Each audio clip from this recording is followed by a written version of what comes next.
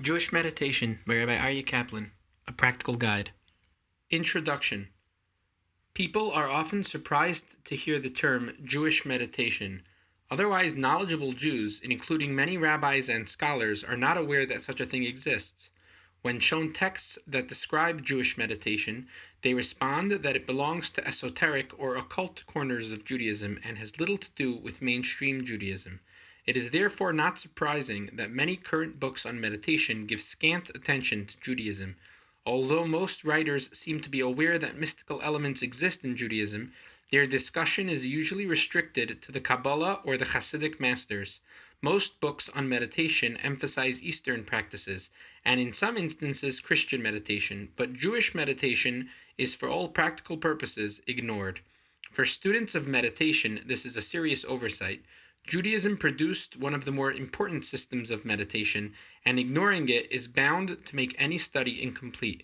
Furthermore, since Judaism is an Eastern religion that migrated to the West, its meditative practices may well be those most relevant to Western man. Without a knowledge of Jewish meditative practices, an important link between East and West is lost. This omission is all the more significant in light of considerable evidence that the Jewish mystical masters had dialogue with the Sufi masters and were also aware of the schools of India.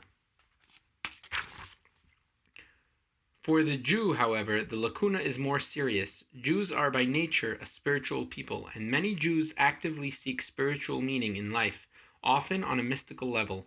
Generations ago, large numbers of Jews were attracted to the mystical traditions of groups such as the Freemasons. Today, many American Jews have become involved in Eastern religions.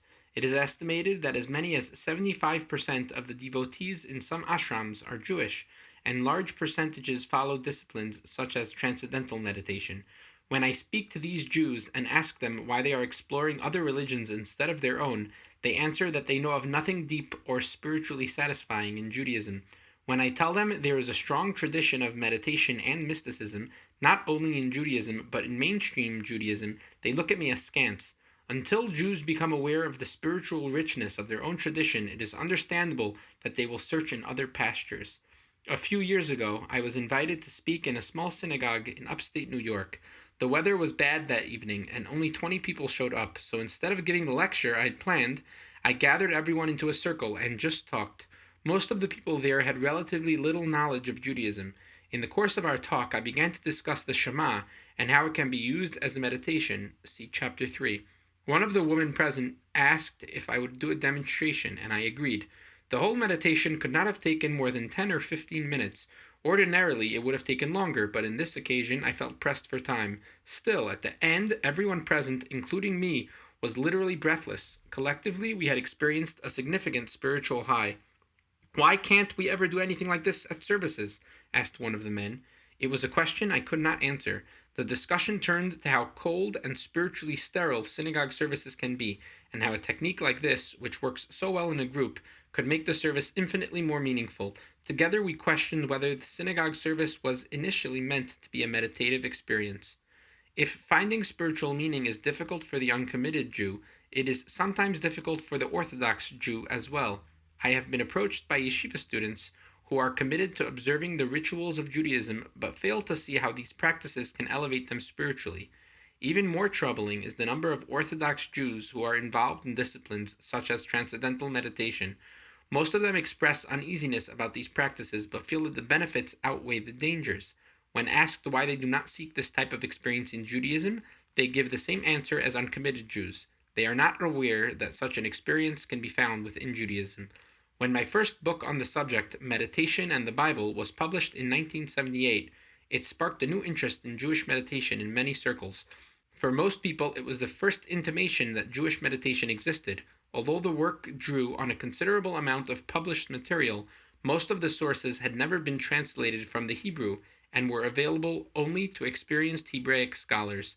Even then, much of the material was difficult to understand for someone who had not engaged in meditative practices.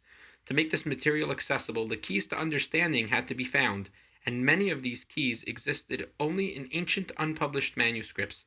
It is significant that most of the important texts on Jewish meditation have never been published, even in their original Hebrew. The most important works exist only in manuscript. locked away in libraries and museums. To research this book, as well as a subsequent work, Meditation and Kabbalah, the manuscripts first had to be located. This involved searching through scholarly journals and library catalogs. Once the manuscripts were found, copies had to be obtained, and when they were located in places like the Lenin Library in Moscow, this was not an easy task. Many of the manuscripts were hundreds of years old, written in obsolete script that could be deciphered only with considerable effort. The effort was worth it, however, and many important keys to Jewish meditation were discovered.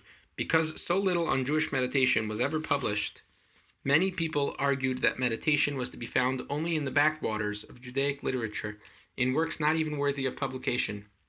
Actually, many works dealing with Kabbalistic methods of meditation were not published because the practices were dangerous and were not meant for the masses. Still, even these works shed considerable light on obscure passages found in published mainstream works.